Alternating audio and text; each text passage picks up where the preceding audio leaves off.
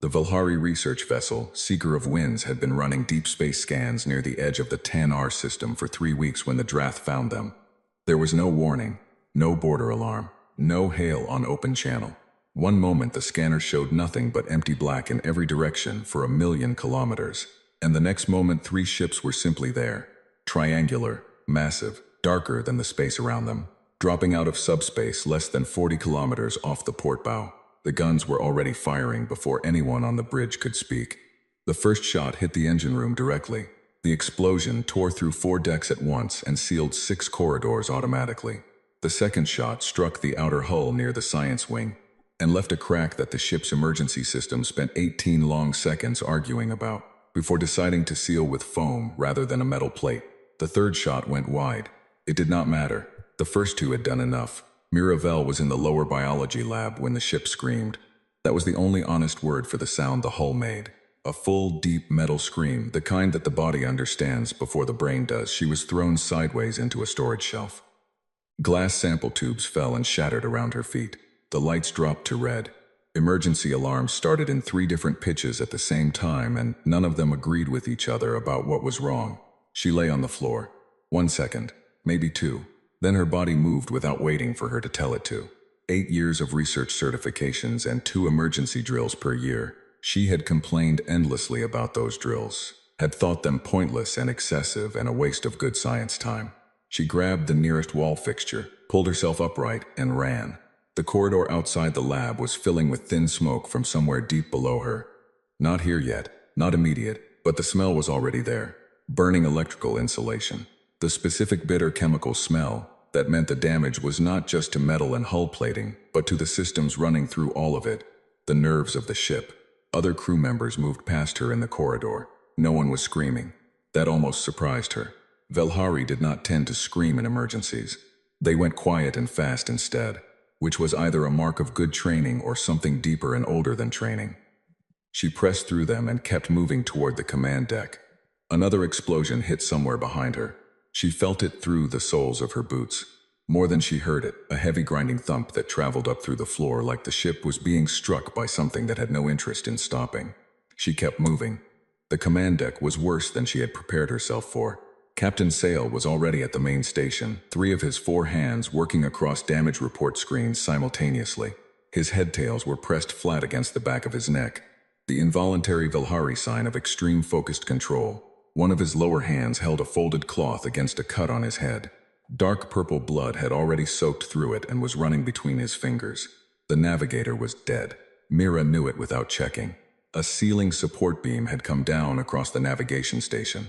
She looked at it for 1 second, and then made herself look somewhere else. Tan, the communications officer, 40 years in space service, the oldest crew member aboard, the one who complained about the coffee temperature every single morning without fail, was slumped across his console with his headset still hanging around his neck. Mira crossed to him. She grabbed his shoulder. Tan. He turned toward her. His eyes were open but unfocused. His whole body had the loose, unresisting quality of something that had been shaken too hard and had not yet settled. Tan, look at me. Can you work the console? He looked somewhere near her face. Tan, I need you to. One slow shake of his head. Then his eyes drifted away from her entirely, going somewhere inward, somewhere she could not follow him. She pulled the headset carefully from around his neck and sat down in his chair. Main drive is offline, Captain Sale said from across the deck. His voice was absolutely flat. He was reading the damage report aloud in the voice of someone who had made a private arrangement with himself to feel all of this later, when there was time for it. Secondary drive offline. Hull breach in sections 4 through 7 sealed and holding. Life support stable on decks 1, 2, and 3. He stopped reading for a moment. Deck 4 is gone.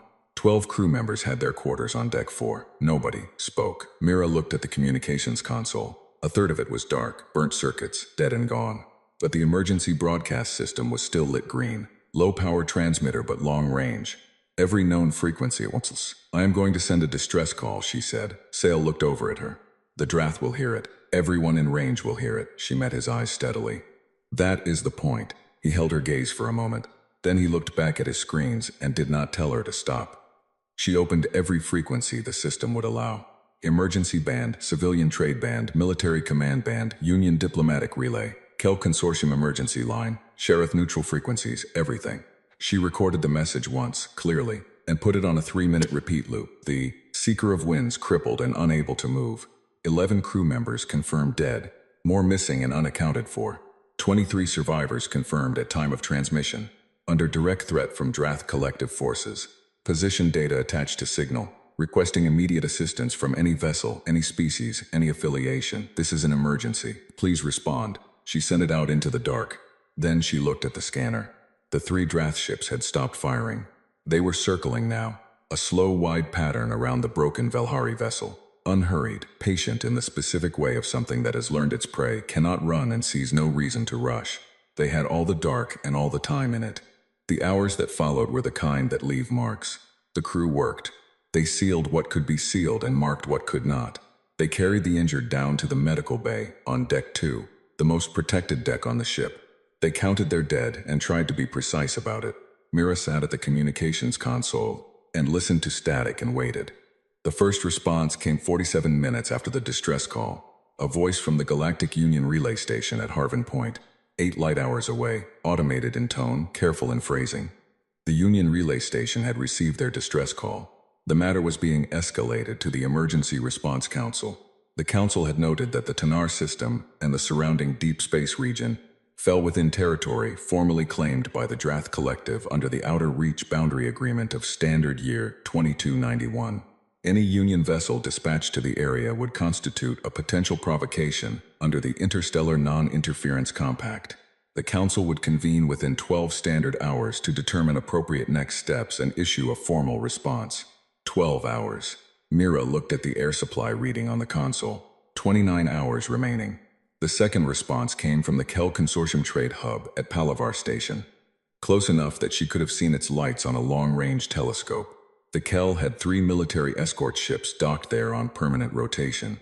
She had never been so close to something like hope as she was in the 2 seconds before that message finished playing. The station manager was deeply and genuinely sorry. The consortium's formal neutrality agreement with the Drath Collective, signed 4 years prior, explicitly and without ambiguity prohibited Kel military vessels from entering Drath claimed space in any capacity that could be construed as interference. The manager understood this was an extremely difficult situation. He wanted them to know that their distress call had been officially logged in the station record. He wished them all the very best. He wished them the very best. Mira sat with that for a moment. 2 more responses arrived within the next hour. A Sharath religious vessel whose doctrine of strict nonviolence applied, apparently, to watching others die rather than risk witnessing any act of conflict. A Velhari military patrol 14 hours away, still awaiting formal authorization from the High Council to proceed, authorization which required a written petition and a review period of no fewer than. She stopped reading. She leaned back in Tan's chair and looked up at the red ceiling. She thought about the 12 people who had lived on Deck 4, and whether any of them had been awake when it happened. She thought about the 2 crew members in the medical bay, who the doctor said might not last the night. She thought about 29 hours of air and the Drath ships circling outside, and all the very sorry voices from all the very safe places. She got up and walked to the medical bay. The room smelled like antiseptic and blood. 4 crew members lay on the cots. One was awake, watching the ceiling with the still expression of someone working very hard not to think. One was unconscious, bandaged across the chest, breathing in shallow, uneven pulls. One was sleeping, genuinely sleeping, exhausted past fear. The last one, a young researcher named Pell, who had been on his first deep space assignment, was talking quietly in the old coastal dialect, the one old people used when they were very far from home and very scared. Mira stood in the doorway for a moment. She did not go in. There was nothing she could add to what was already in that room. She went back to the console. On the scanner, one of the Drath ships had broken from the circular pattern. It was moving closer. Not fast. Slowly and deliberately. The way something moves when it has decided to examine more carefully what it has already caught. It was still well outside weapons range. Not that weapons range mattered anymore.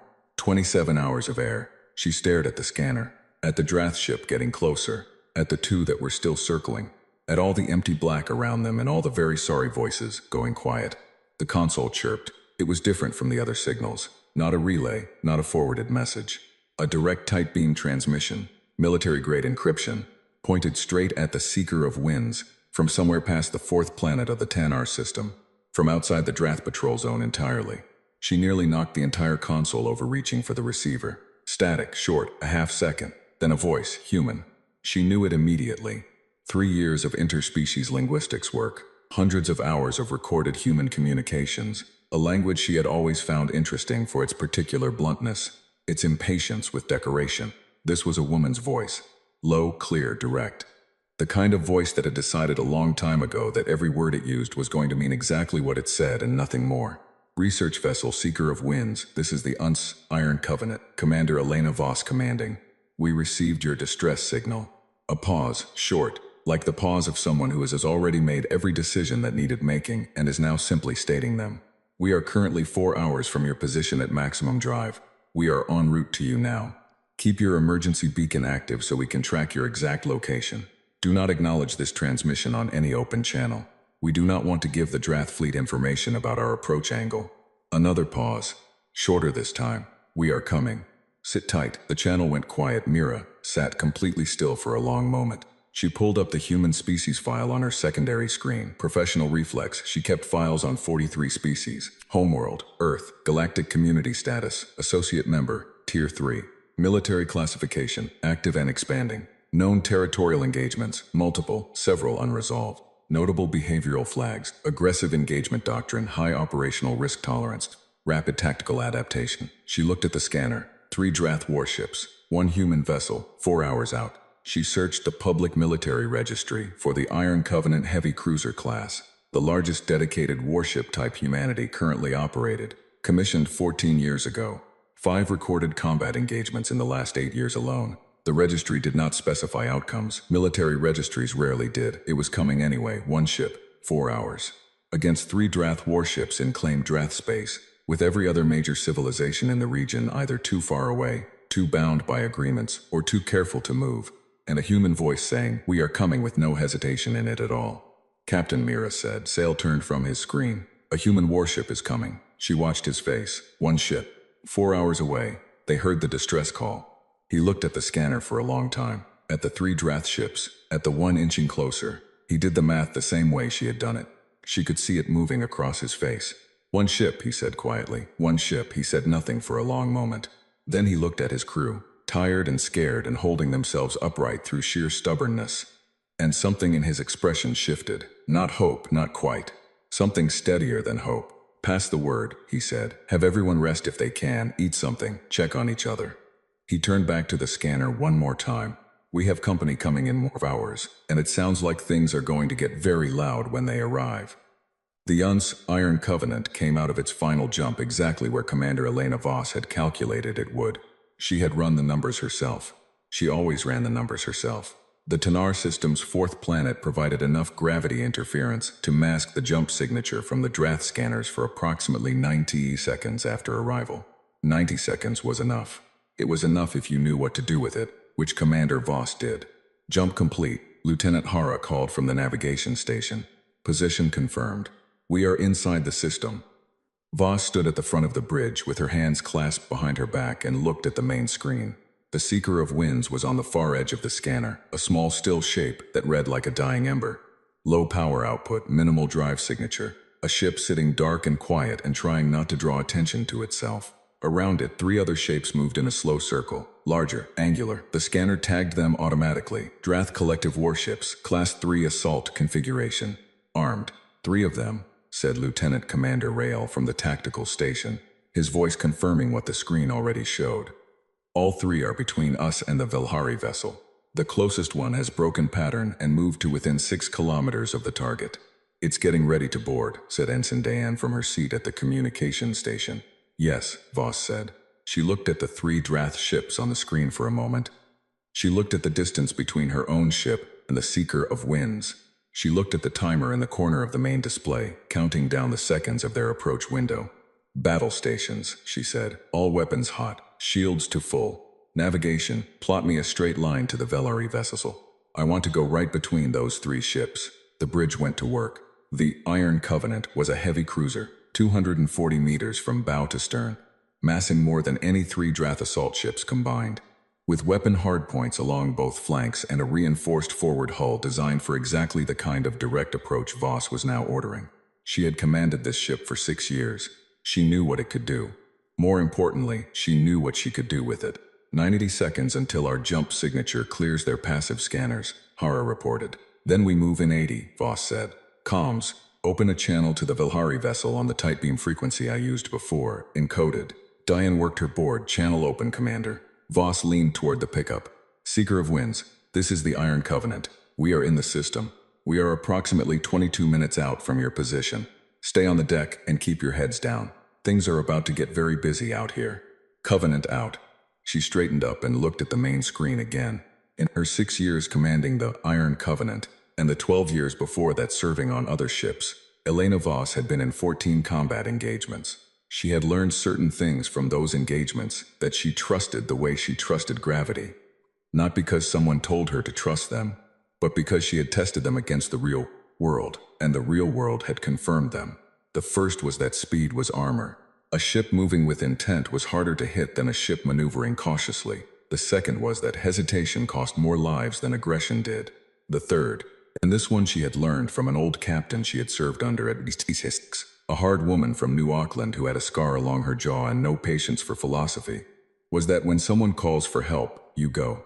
You calculate risk on the way. You do not calculate risk first and go second.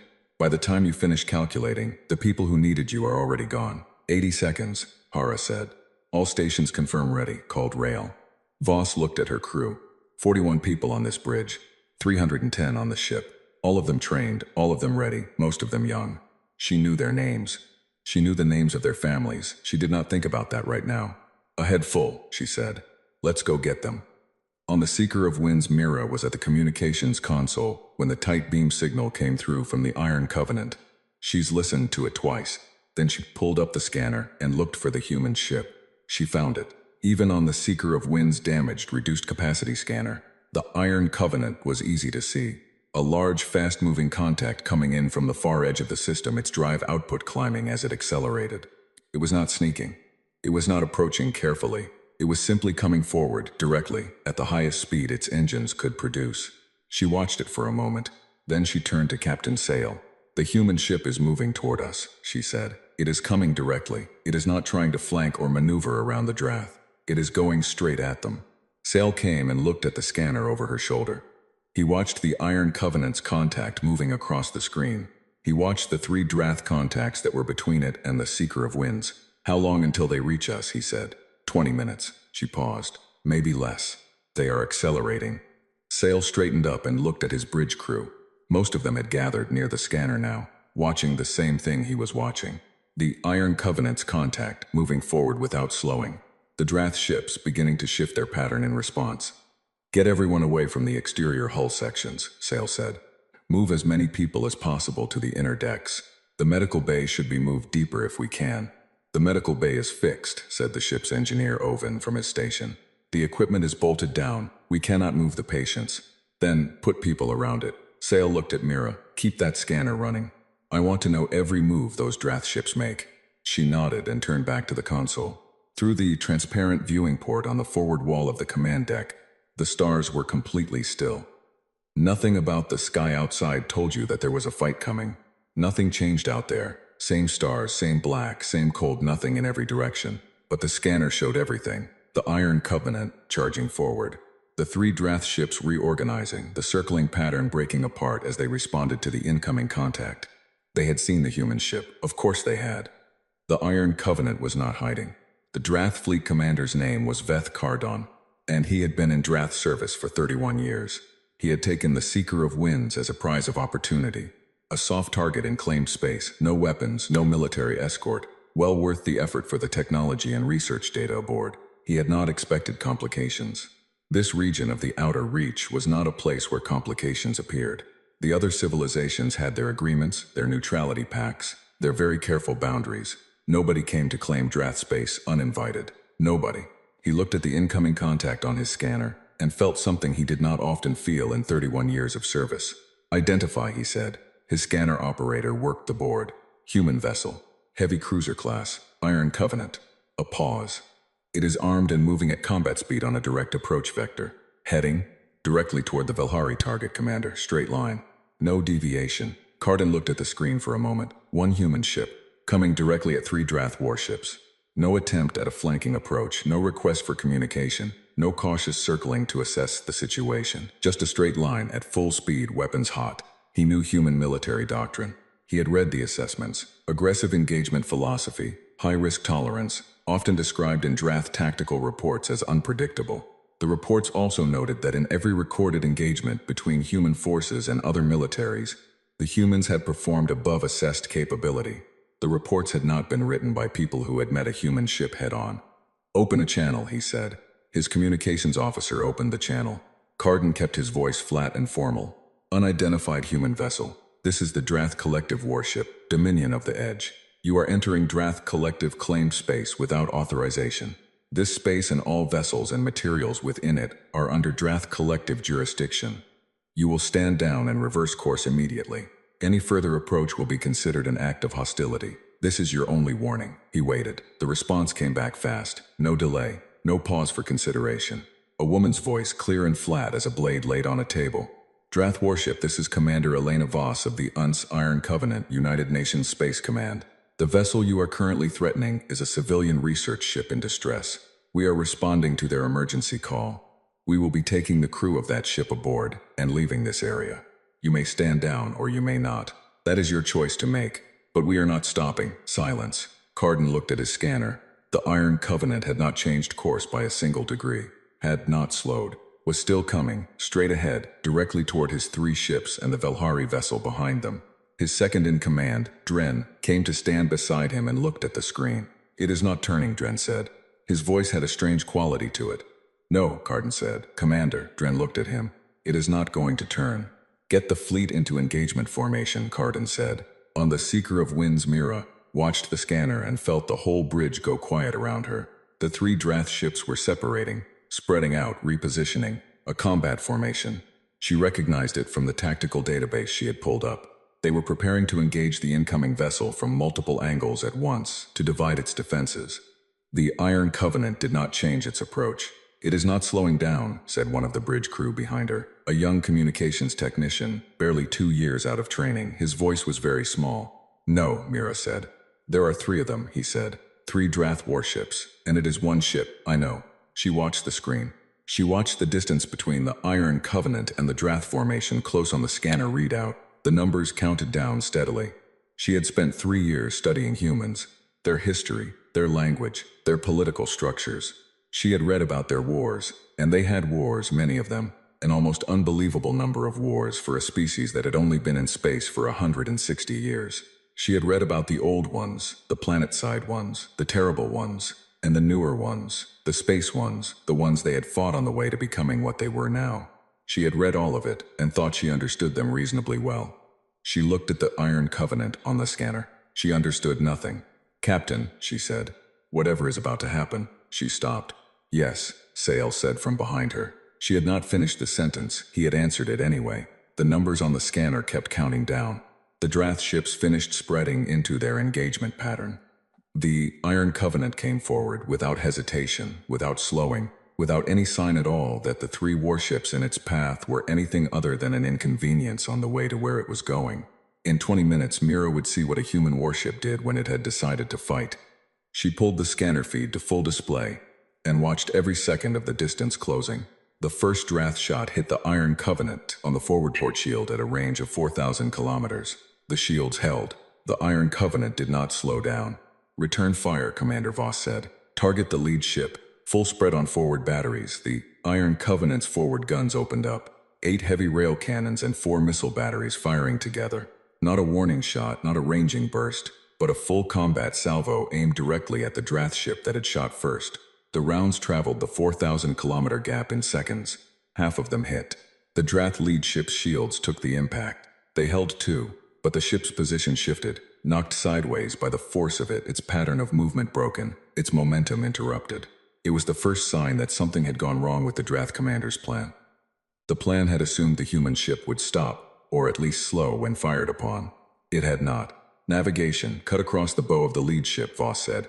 "Get us between it and the Velhari vessel. Tactical, put continuous fire on ship 2 as we pass. I want it busy. Comms, relay our position updates to the Velhari ship every 30 seconds. Her crew moved. She had trained them for 3 years to move exactly this way. Not frantically, not with shouting, but with the calm, precise urgency of people who had decided what they were doing and were doing it. The Iron Covenant turned 15 degrees and drove straight past the Drath-led ship at a distance of less than 600 meters.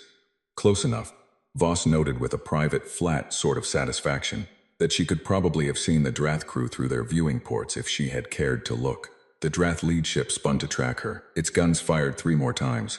2 shots glanced off the port shields. 1 hit the hull. Hull breach, reported the damage control officer, Lieutenant Pava, from her station. Her voice was steady. Pava's voice was always steady. Section 14, non-critical. Sealing now. Shields at 78% on the port side. Compensate, Voss said, compensating. On the main screen, the Seeker of Winds was getting closer. The Drath formation was trying to reorganize. All 3 ships turning, adjusting, attempting to keep the Iron Covenant in a crossfire. Voss could see what they were doing. She had seen it before. It was a sound tactic. It assumed a straight-line enemy. She turned again, not the direction the Drath expected. Hard to starboard, angling across the bow of Drath Ship 3, putting it between her and Ship 2 for 3 seconds. Long enough to take 2 hits from Ship 2 before Ship 3 realized what was happening and moved. She fired port batteries at Ship 3 at close range. She felt the impacts through the deck plates. Ship 3's shields are down to 40%, Rail reported from Tactical.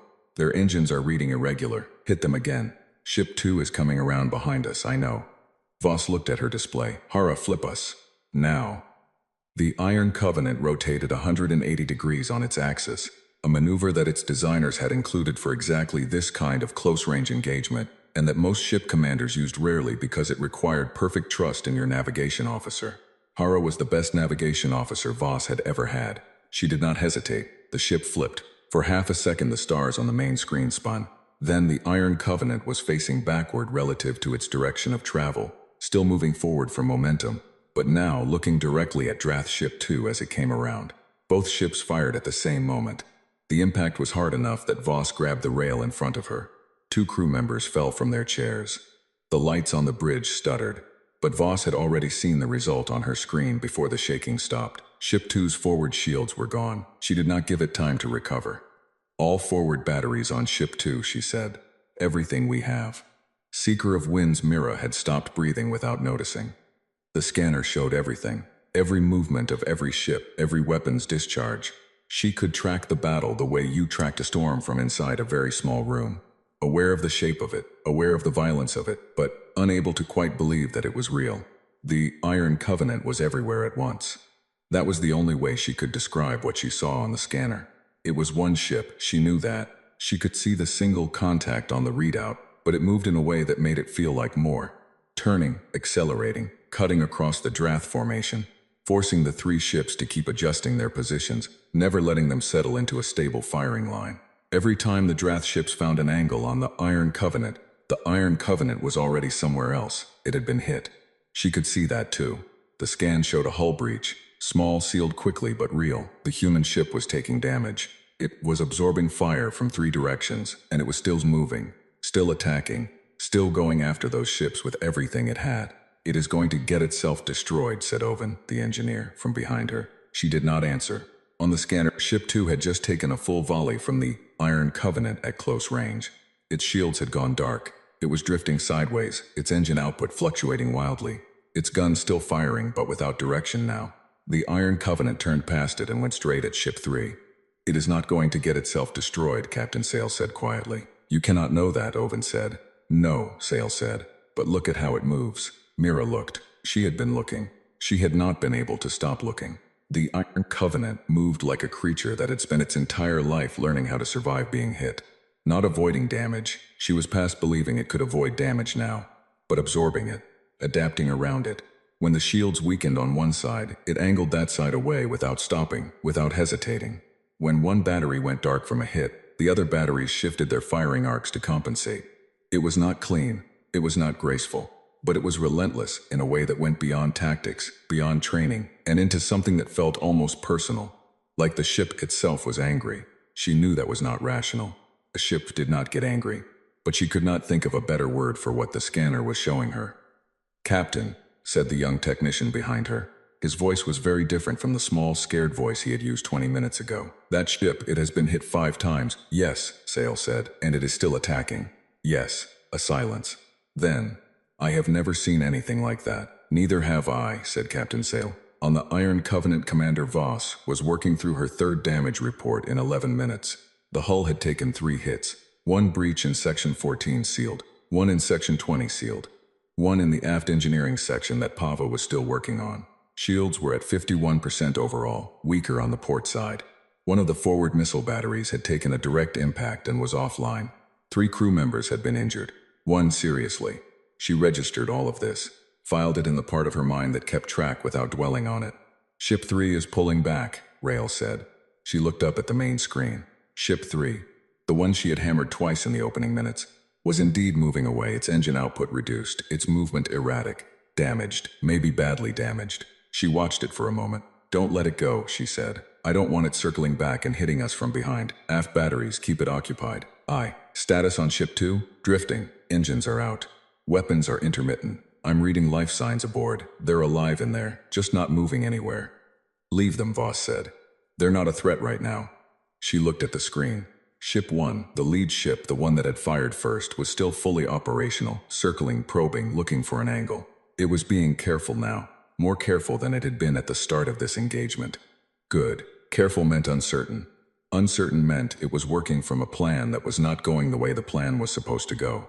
Hara, she said, get me between Ship 1 and the Valhari vessel. I want to be between that ship and those civilians, plotting now. The moment we have a clear line, I want full forward batteries on Ship 1. No more dancing. I'm done dancing. Commander, Rail's voice had a different quality to it. Ship 1 is hailing us. Voss looked at her tactical display for a moment.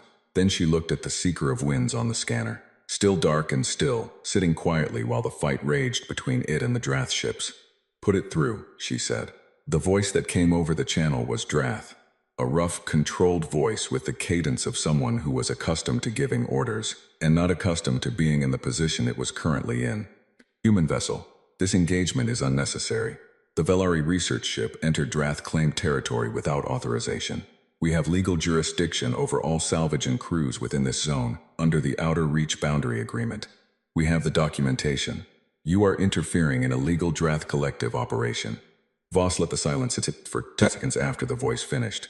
Then she said, those are civilians. They called for help. We came. This does not concern you. They called for help, Voss said again. It concerns us. If you continue this engagement, there will be formal consequences. The Drath Collective will lodge a protest with the Galactic Union. You are welcome to do that, Voss said. After I leave. Right now I am busy. She looked at Rail and drew one finger across her throat. Rail cut the channel. Full forward batteries, Voss said. Bring us around. The battle for Ship 1 lasted another 14 minutes. It was a harder fight than the opening exchanges had been. The Drath commander on Ship 1 was experienced and disciplined, and had learned from watching what had happened to his other 2 ships.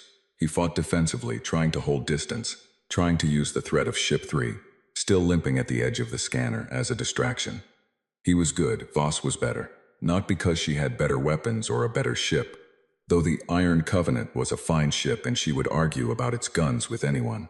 She was better because she had decided before she arrived in this system that she was not leaving without the Valhari crew, and that decision had already been made, which meant every calculation she ran in the middle of the battle was not whether to stay, but only how to win fastest. The Drath commander was still calculating whether to stay. That difference was 3 minutes. At the end of those 3 minutes, Ship 1's shields failed.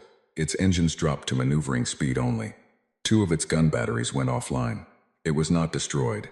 Voss had not been trying to destroy it. She had no desire to kill a crew of 200 people if she could avoid it.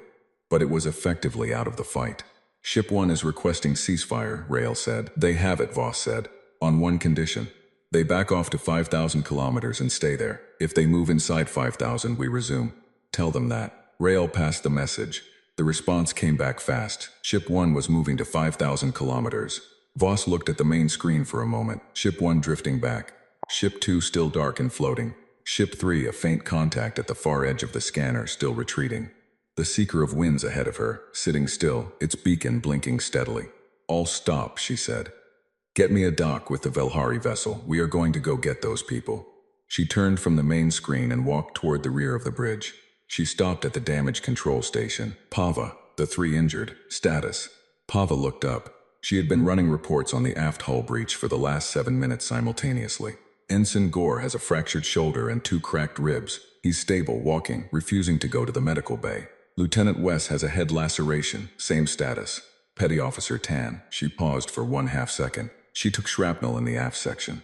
She's in surgery now. Prognosis? Dr. Chen says she'll make it. Another 1/2 second pause, the kind that had something in it. He says it will take time. Understood. Voss held Pava's eyes for a moment. Pava nodded. Voss nodded back. She went back to the front of the bridge. Get me that doc, she said. Mira felt the iron covenantus before she heard it. A deep, slow vibration through the hull of the Seeker of Winds. Not the violent shaking of a weapon's impact, but a steady, measured pressure. Something massive pressing carefully against the airlock. She stood up from the console and looked at Captain Sale. He was already moving toward the main hatch. The dock seal engaged.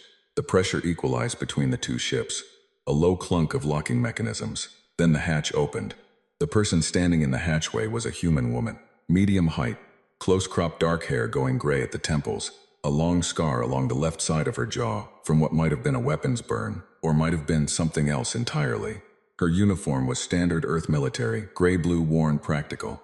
She had alert gray eyes that moved across the bridge of the Seeker of Winds in about 2 seconds, taking in the damage and the crew and the dead scanner section and the red lighting, and then settled on Captain Sale. She extended her hand toward him. The human greeting gesture, open palm, offered freely. Commander Voss, she said, Iron Covenant. Glad we got here in time. Sale looked at her hand for a moment, then he reached out and took it in the Vilhari fashion. 3 fingers briefly pressed. Captain Sale, Seeker of Winds, a short pause. You came. You called, Voss said, like it was that simple. Mira stood at the back of the bridge and watched Commander Elena Voss the way you watch something you are trying to understand. She had fought 3 Drath warships with 1 ship, and walked through the docking hatch looking like someone who had been out for a long drive and was mildly ready for coffee. She was human. Mira had always known that factually. She had not known it like this before. The Seeker of Winds could not move under its own power. That was the first problem. The second was that the Iron Covenant had its own hull damage to deal with. The aft breach in Section 22 was holding, but barely. And the chief engineer had used some of his more colorful language when he described the state of the port shield generators. The third problem was the Drath ship sitting 5,000 kilometers away, still officially complying with the ceasefire, but pointing all of its functional weapons in their general direction. Commander Voss had a list of problems, and she was working through it in order, which was the only way she knew how to work through anything. We cannot tow the Vilhari vessel, her chief engineer, Senior Chief Maddox, told her. He was a big man from the Scottish lowlands with enormous hands and a permanent expression of thoughtful displeasure. Our tow systems are rated for Class 5 and below. That ship is a Class 7. We tow it at speed. We'll either crack its hull or tear our coupling right off the ship. Best option, Voss said. Transfer the survivors and any critical equipment they want to save. Leave the ship. Come back for it later with proper salvage equipment. Voss looked at him. They've been in it for 3 weeks. It's their home. I know that. Maddox did not apologize. He never apologized for giving accurate information. We still can't tow it. Voss nodded. All right. Get a team over there and help them pull whatever they need. Personal items, research data, critical instruments. Give them 3 hours. 3 hours, Maddox said. With that Drath ship sitting out there? 2.5 then. She looked at her tactical display. And tell your team to move fast. Mira spent the first hour of those 2.5 hours pulling data. Everything on the Seeker of Winds research servers, 3 weeks, dues of deep space scan data, biological sample analyses, stellar cartography updates, personal logs, 11 years of ongoing Vilhari biological research that one of the dead crew members had been conducting with a patience that deserved better than an end like this. She compressed it, encrypted it, and moved it onto portable storage cores one at a time. Each core was the size of her fist. She filled 7 of them. Human crew members from the Iron Covenant worked around her the whole time. 6 of them in pairs, moving through the ship with a systematic efficiency that was almost disconcerting to watch. They did not waste motion. They did not stand around deciding what to do next. Each pair had a section of the ship and they worked their section and moved to the next one, bagging equipment and data and personal items, asking the Seeker of Winds crew members what they wanted saved and then saving it without discussion. One of them, a young man with a round face and a badly bruised cheekbone from the battle, stopped beside Mira's console while she worked. What are those? He asked, nodding at the data cores. Research data, she said. 11 years of biological field work. She kept working. Some of it belonged to someone who died here today. The young man was quiet for a moment. Then he said, "I'll carry those for you, so you can get anything else you need." She looked at him. He was perhaps 22 years old. He had a bruised cheekbone and tired eyes, and he was offering to carry her data cores. "Thank you," she said. He picked up the case with the 7 cores in it and held it like it was made of something fragile. And she went back to the console and kept working. The medical transfer took longer. 2 of the injured Velhari crew members could not be moved to standing position. The doctor's recommendation was that they be carried horizontally on their cots, which required navigating the narrow connecting hatch between the 2 ships on a stretcher. Human crew members from the Iron Covenant volunteered for this without being asked. 4 of them moved through that hatch 11 times, carrying the injured one by one while the Seeker of Winds creaked and settled around them. The young researcher named Pell, who had been talking in the old coastal dialect in the medical bay, was conscious by the time they came to move him. He looked up at the humans carrying his stretcher, at the steady, careful way they held him, at the concentrated expressions on their faces, and said nothing for a long moment. Then, in the old dialect, he said a phrase that translated roughly as, "These are good people nobody on the human team understood Velhari." But Mira heard it from the corridor and she wrote it down later in her personal log, because it seemed like the kind of thing that should be written down. Voss found Captain Sale in what remained of the command deck, sitting at his station, looking at his screens. Most of them were off now. The data had been transferred. The research cores were aboard the Iron Covenant. There was not much left to look at, but he was sitting there anyway, with the posture of someone doing a very hard thing in a very quiet way. She came and stood near him. She did not say anything immediately. After a moment, Sale said, 14 confirmed dead. We had 41 crew." "I know," Voss said. "I'm sorry. They were researchers." He looked at the dead screens. Scientists, biologists, cartographers. None of them were soldiers. None of them had any business being in a situation like this. "Yeah, greedy. And yet here we are." He was quiet again for a moment. Then, "You lost someone too. In the battle." She kept her face still. "Petty Officer Tan is in surgery. The doctor expects her to recover fully. But there was risk to your own crew." He looked at her for the first time. "For strangers. For people you had never met, in a system that has nothing to do with your government or your territory or your trade agreements." Voss met his eyes. Velhari eyes were large and deep-set, and they looked at you in a way that felt like they were looking for something specific, some particular thing, behind whatever you were saying. "You called for help," she said. "We heard it. The Galactic Union heard it," Sale said. "The Kel Consortium heard it. The Sharath heard it. The Velhari military heard it." He paused. "You came." "Yes." "Why?" Voss thought about this for a moment. Not because she did not know the answer, but because she wanted to say it right. "There are people," she said, "who will tell you that the galaxy is too big and too dangerous for any species to take responsibility for anyone outside their own borders. There are treaties and neutrality agreements and non-interference compacts and 100 other ways of saying the same thing, which is, not our problem. We understand that position. We have read all the arguments for it." She stopped. She looked at the dead screens for a moment. "We just don't agree." Sale was quiet for a long time after that. "The Drath will file a formal complaint," he said finally. "With the Galactic Union, they will call this an act of aggression." "They will," Voss said. "They probably already have. We will answer for it when we get back." "And that does not concern you?" She made a small, flat sound that was not quite a laugh. "It concerns me a great deal. I've been in front of a union review board before. It is an unpleasant experience." She looked at him. "Less than leaving you here." He looked at her for another long moment. Then he stood up. He looked around his command deck one last time, at the dead screens and the cracked ceiling support, and the communications console, where Mira had been sitting when the human signal came through, at the dark navigator station and the bent metal where the ceiling had come down. He breathed in once. "I am ready," he said. The Seeker of Winds went dark behind them as the Iron Covenant pulled away. Mira stood at the viewing port in the corridor near the docking hatch and watched it recede. The ship grew smaller and then smaller still until it was a dark shape against the stars. Not lit, not moving, not broadcasting anything. Just floating there, a stopped thing in a very big empty place. She watched it until she could not see it anymore. "You can come back for it," said a voice behind her. She turned. The young human crew member, the one who had carried her data cores, was standing in the corridor. He was off duty now by the look of him, his equipment vest unzipped, the bruise on his cheekbone darker than before. "What?" she said. "The ship," he said. Once the political situation is sorted out, once the Drath back off from this area, you can come back with a salvage crew. Heavy tow equipment.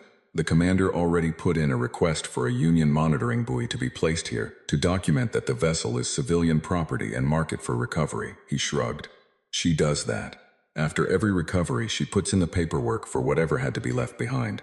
Mira looked at him. She has done this before, yes, he said. How many times, he thought for a moment. He was not being evasive. She could tell he was actually counting. 4 times that I have been on this ship. 3 years. 4 recoveries. He looked at the viewing port at the empty space where the Seeker of Winds had been.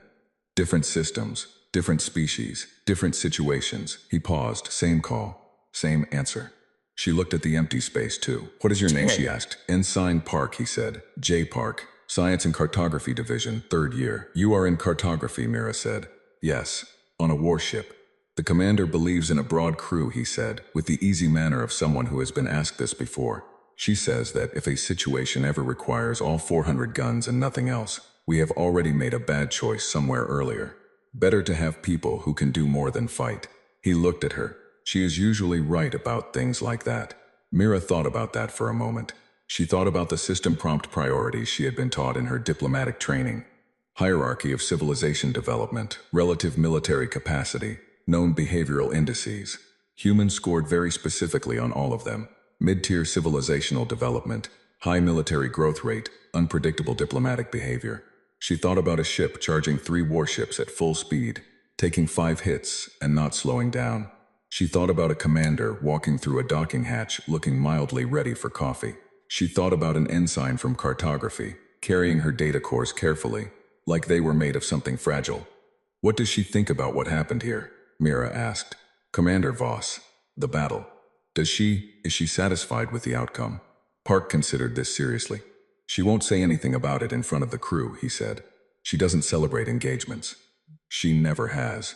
She will hold a debrief. She will go over every decision we made and explain what was right and what was wrong, and she will not sleep well for the next week, because she never does after something like this. He paused. But the crew will know.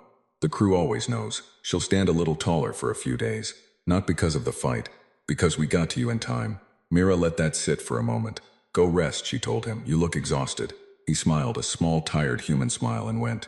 In the surgery bay of the Iron Covenant, Petty Officer Soratan was coming out of the anesthesia, slowly, the way you come up out of deep water. The first thing she was aware of was the smell. Disinfectant and recycled air, the specific combination that every space vessel medical bay smelled like, no matter the ship. She knew that smell. She had woken up to it twice before in her career, and both times her first thought had been the same one. Still here. The doctor was writing notes at the side counter. She turned her head and looked at him. Petty Officer, he said without looking up. Welcome back. The ship, she said. Her voice came out smaller than she intended. Intact. We won. He looked up then. You'll be in here for 2 days minimum, then light duty for 3 weeks. I'll argue with you about the 3 weeks, and you'll lose. She looked up at the ceiling. She thought about the explosion in the aft section. The sound of it, sharp and close, and then a hot white pressure that she had not had time to do anything about. She thought about the floor. Did we get them? She asked. The people we went for. 27 survivors aboard, the doctor said. 4 of them are in the secondary medical bay right now. Commander sends her regards. She'll come by when she gets a chance. 27 people. Sora Tan looked up at the ceiling of the medical bay and breathed. Still here, all of them. She closed her eyes and let herself go back under. The Galactic Union Station at Meridian Point was one of the largest structures in the known spiral arm. A wheel-shaped platform 8 kilometers in diameter, home to 17,000 permanent residents and a rotating population of delegates, diplomats, traders, and observers from over 40 recognized species. It sat at the crossing point of 4 major trade lanes and had not seen anything particularly interesting happen in 11 years. It had been waiting for the Iron Covenant for 3 days. The station's docking authority began transmitting approach instructions when the Iron Covenant was still 4 hours out. Then, 3 minutes later, a second set of transmissions began. These ones less polite, more official, bearing the header codes of the Union Emergency Council and the Abte Collective's diplomatic mission simultaneously. Commander Voss read them in order, in her quarters with a cup of coffee. She read them twice, then she went to find Mira. Mira was in the Iron Covenant's research lab, which Ensign Park had quietly reorganized to accommodate the Vilhari data cores. She had been there for most of the 3-day journey, sleeping 4 hours a night on a cot J Park, had dragged in, eating whatever was brought to her, working through the recovered research data for a purpose she had not yet fully explained to anyone. Voss knocked on the open door frame. Mira looked up. "We dock in 4 hours," Voss said. "There's going to be a review proceeding. The Drath Collective has filed a formal complaint with the Union Council. Interference in sovereign claimed space, unprovoked military engagement, seizure of territory-adjacent assets." She paused. "That last one means your crew.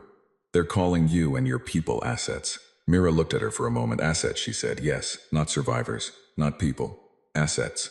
"That's the language they chose," Voss said. "I thought you should know before we dock." Mira put down the datapad she had been holding. "And you?" she asked. "What happens to you? To your crew?" "There will be a formal review of our actions. Union protocol and contested space engagements." Voss leaned against the door frame. Her voice was level. "I've been through this before. The review board asks questions, and I answer them. Sometimes they agree with my decisions, and sometimes they issue a formal reprimand. I have 3 formal reprimands currently on file." "3," Mira said. "3." A small pause, each one for a rescue operation in an area someone else called contested. Mira looked at her. She thought about what she wanted to say. She had been thinking about it for 2 days. "I have been studying human history," she said, "in the downtime, using the ship's library files." Voss raised an eyebrow slightly but didn't say anything. "Your species has a word," Mira said. "An old word from long before you had space. The word is audacity." She pronounced it carefully. "It means doing something that others consider impossible or inappropriate, with complete disregard for whether it is possible or appropriate." Voss let a corner of her mouth lift slightly. "That's one definition. I looked at your recorded engagements," Mira continued. "Not just the 5 on the public registry. I requested the Union's observer reports through the research access I still have. 14 engagements in 12 years. 4 separate formal complaints filed by other species. 3 reprimands." She paused. 31 people recovered from distress situations. All of them in areas where other civilizations declined to act. All of them alive. Voss said nothing. 31 people, Mira said, before my crew. The number sat between them for a moment. 58, Voss said quietly, counting yours. Mira looked at her. Voss looked back. Neither of them said anything for a moment. "I would like to testify at your review proceeding," Mira said. "You're not required to." "I know." Mira picked up her datapad again. "I would like to." The docking was complicated. 3 Union security vessels met the Iron Covenant at the approach boundary. Official escort, technically. In practice, it meant they were watching where she went and making sure the Iron Covenant did not do anything that would make the next 3 days of diplomatic conversations more difficult than they already were. Voss accepted the escort without comment and followed them in. The Vilhari government's representative was waiting at the docking bay. He was a senior official named Kael Vor, gray-haired and formal, with the composed expression of someone who had spent decades in diplomatic service and was very good at not showing what he was thinking. He had 2 assistants with him, and a formal statement prepared. He stepped forward when Captain Sale came through the hatch. "Captain Sale." Kael Vor pressed 3 fingers to his chest in the formal Vilhari greeting. "The High Council sends its profound relief at your safe return. The loss of your crew members is a grief we share fully." He paused. "We have been in contact with the Galactic Union since the incident. The Council is prepared to support your account of events fully in the formal proceedings." Sale pressed 3 fingers back. Then he turned and gestured toward Voss, who was standing a step behind him. "This is Commander Elena Voss," Sale said. "UNS Iron Covenant.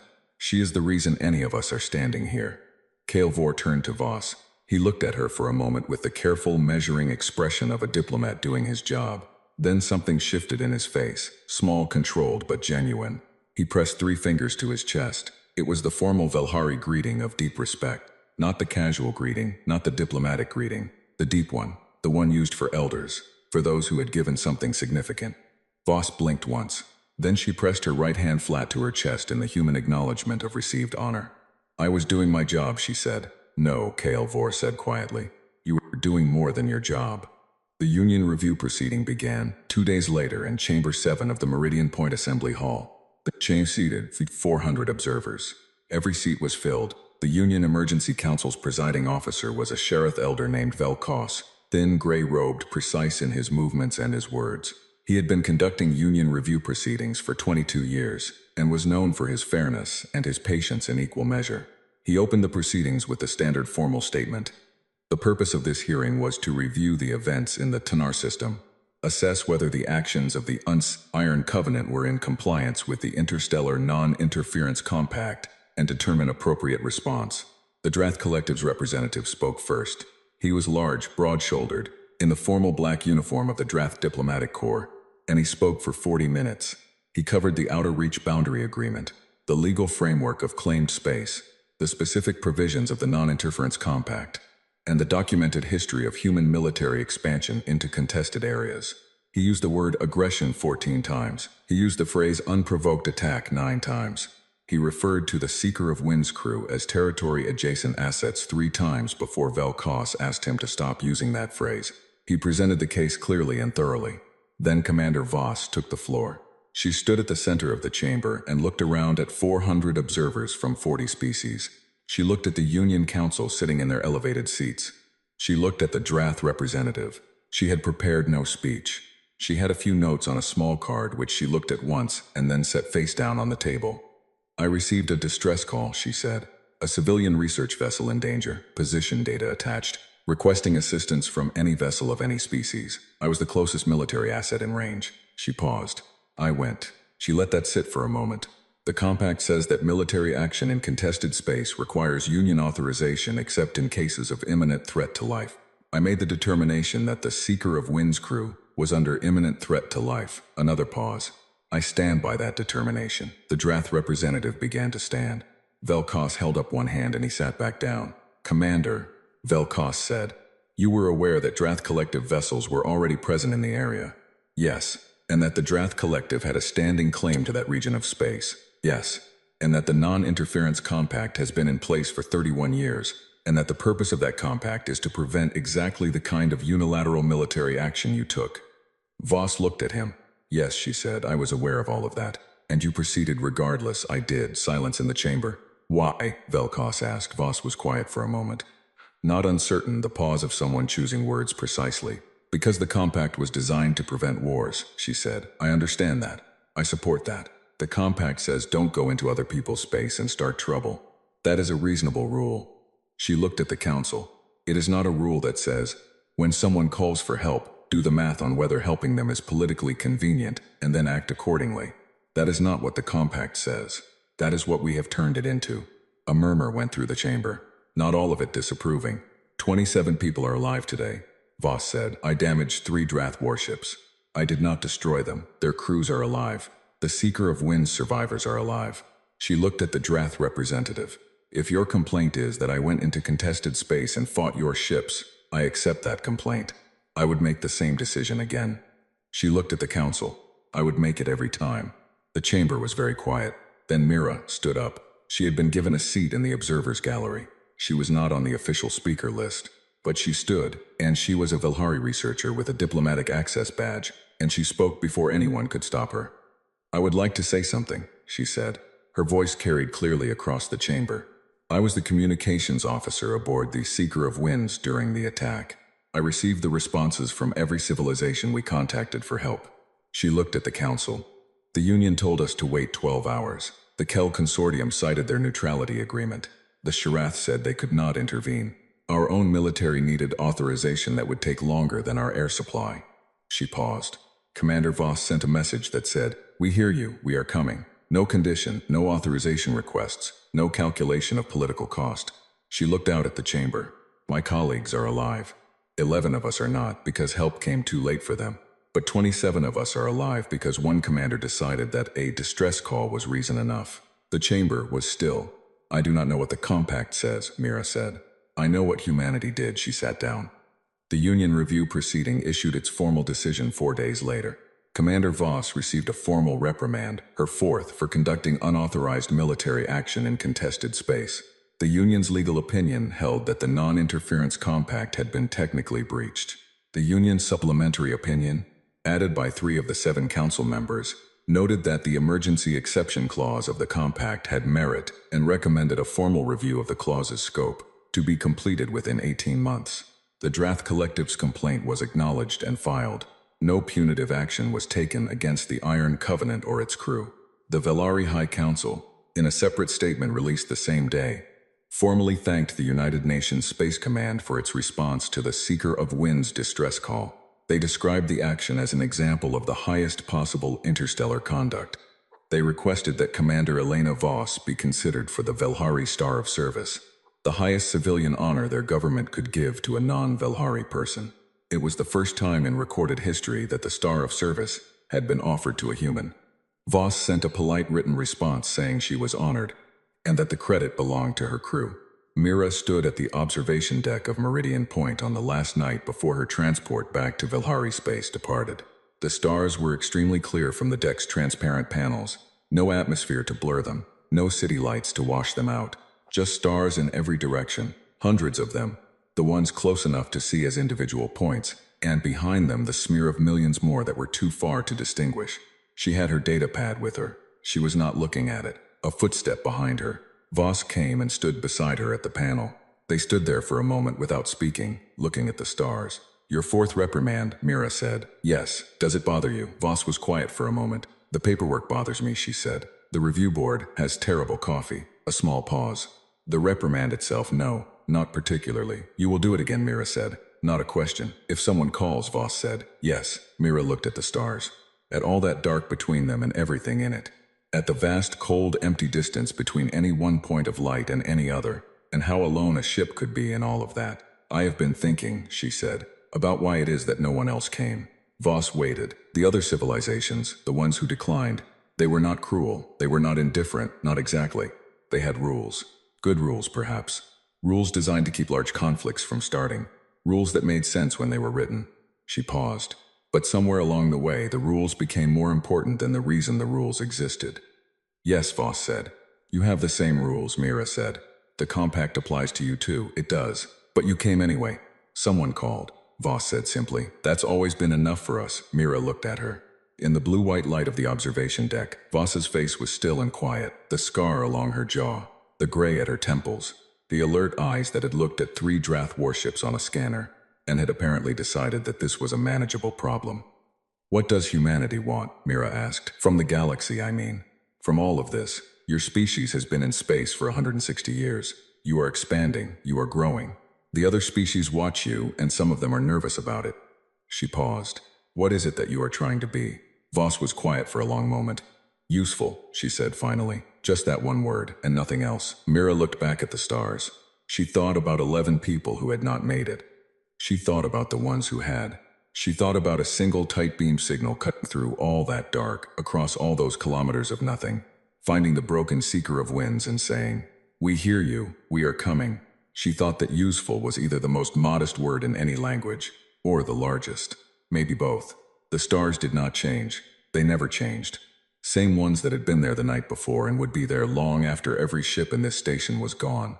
But for the first time in her career, in all the years she had spent studying them, mapping them, trying to understand the life that moved between them, Mira looked at those stars and felt something she had not felt since before the Drath ships appeared on the scanner 3 weeks ago. Not safe. She was not naive enough to call it safe, but something closer to safe than before. 6 weeks later, another distress signal went out. A transport ship, Class 4 civilian, drive failure, life support running on backup power, 3 days from the nearest station and losing time. Position data attached, requesting immediate assistance from any vessel of any species. The Galactic Union's relay station received it. The Union Emergency Council took the matter under advisement. The Kel Consortium's nearest patrol ship received it.